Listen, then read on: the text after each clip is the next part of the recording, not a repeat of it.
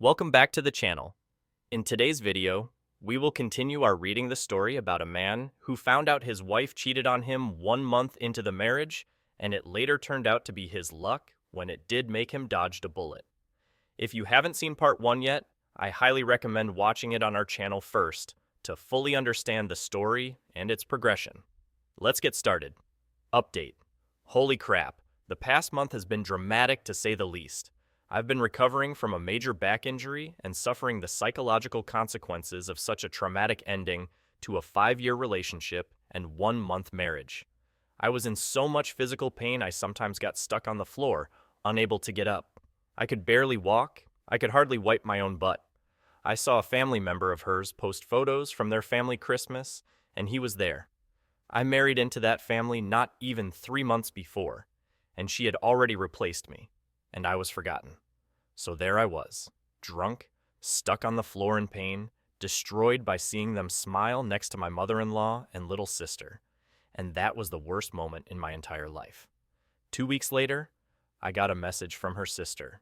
We'll call her E, our 27 female, and my ex-wife K, female 24. To paraphrase and sum it up, she said, "We've all been thinking of you. We're so sorry we didn't warn you sooner, and you had to see her true colors like this." This opened up a whole can of worms.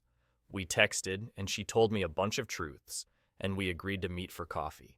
I drove an hour and a half to her hometown and sat down with E, who made so many things so much clearer. But so many things she told me shook me to my core.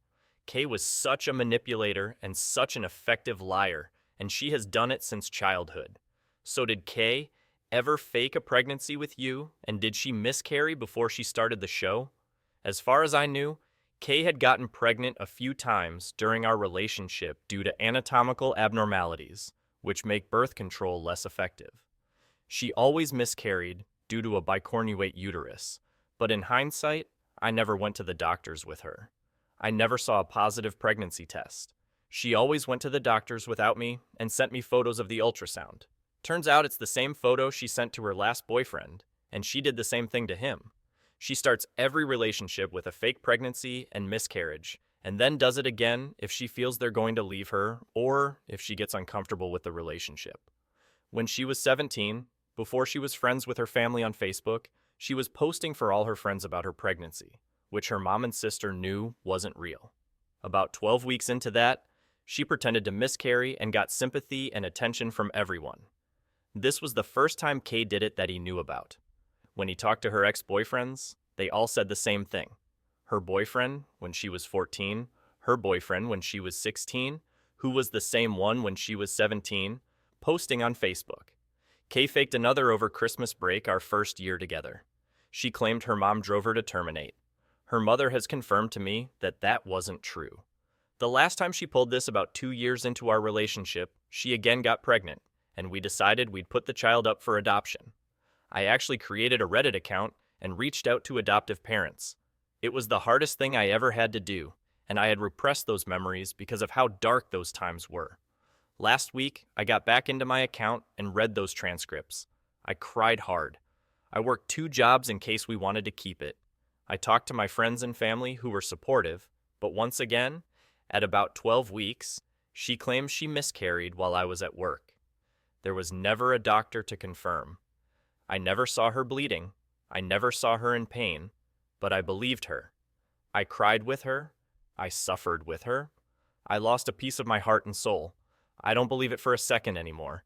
As I stated in my original post, I found out when I discovered her affair that she was claiming to be pregnant for this guy.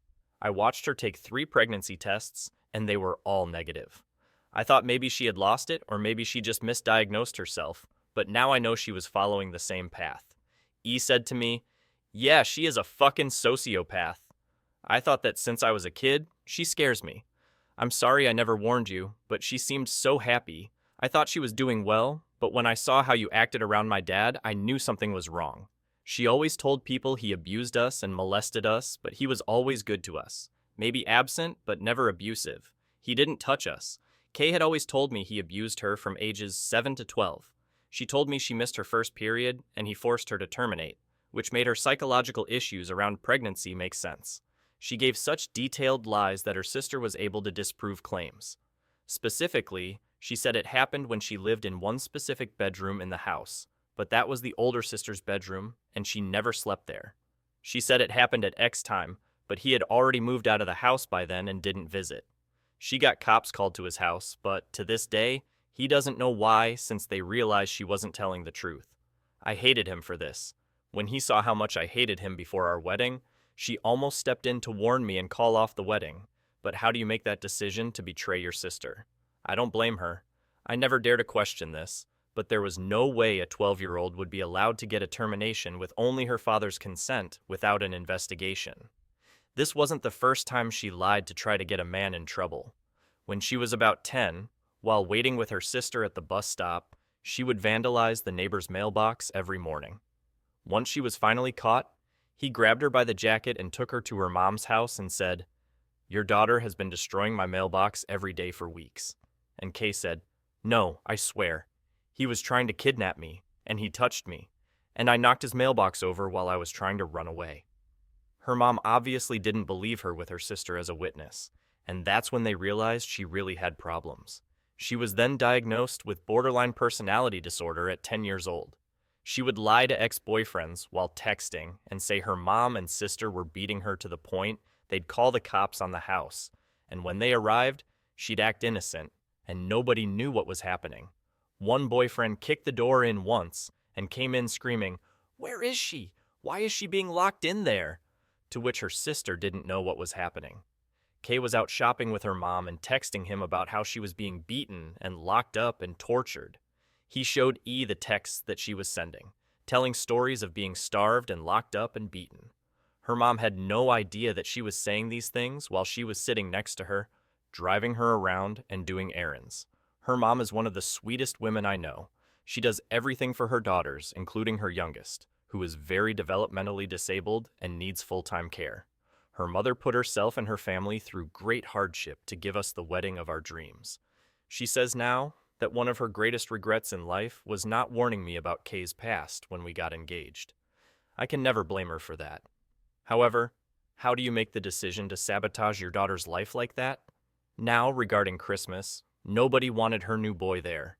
They were all still in denial and furious about her affair, and letting them blow their savings on a wedding she didn't take seriously. They all loved me and wanted to reach out to me, but were afraid to open fresh wounds. She brought him over for Christmas uninvited, and he says it was the most awkward moment of their lives. Grandma wouldn't even look at him, let alone say hello. Her little sister, who loves me, didn't really like him much. Her mom was so mad she didn't talk to her again for 3 weeks. Nobody likes him since he has no aspirations, a crappy job, and dropped out of school. They all wish she was still with me because I could actually take care of her and support her, though they see now that she's a sociopath. I'm glad I kicked her out. After telling E about all of the things that she did and that happened during our relationship, she went to her mother, and they had a dog. They have gotten her to agree to go to family counseling for another unrelated family matter. She thinks they are going to have an intervention where they'll tell her how her lying affects them, how it destroyed me, and how it will destroy her new boyfriend, the affair partner. If she doesn't get help, they are cutting her off financially, and she is not welcome back in their home. When he finds out and kicks her out, they are contemplating warning him as well. But the warnings I gave him should have sent him running, and they don't want to back her into a corner where she runs off and lives on the streets.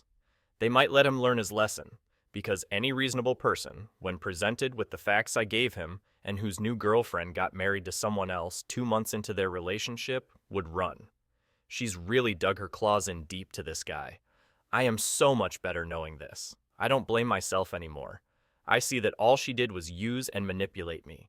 I know I'm better off without her and that I am the better person here. Her family still loves me, her sister keeps in touch, her stepdad texts me, and I will be getting lunch with her mother and little sister soon. I miss her terribly.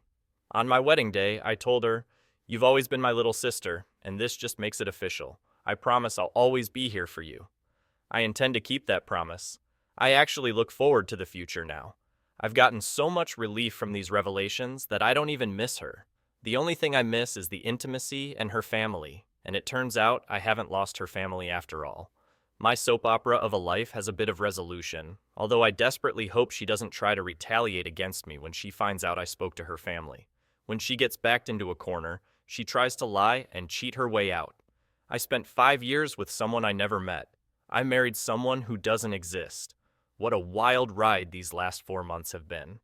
And that's the end of this story. What do you guys think about the whole story? Let me know in the comment section below, and I will see you guys on the next video.